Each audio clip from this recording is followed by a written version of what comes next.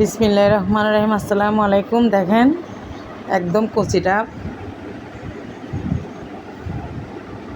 অনেক কচি ডাবটা, একদম ডাব ভর্তি পানি, একদম ফ্রেশ আছে সব কিছুর মধ্যে। ডাবের পানি।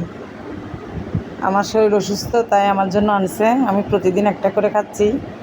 আলহামদুলিল্লাহ, আপনারা খাবেন। অসুস্থ হলে ডাবের পানি শরীরের জন্য অনেক ভালো, একদম ফ্রেশ, কোনো ভেজাল নেই।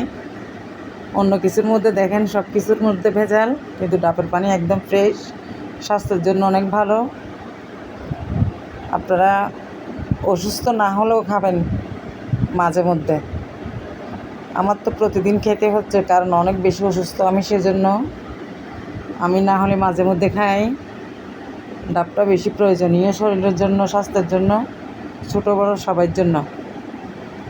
একমাত্র ফ্রেশ আছে শুধু ডাবটা, এই ডাবের পানি।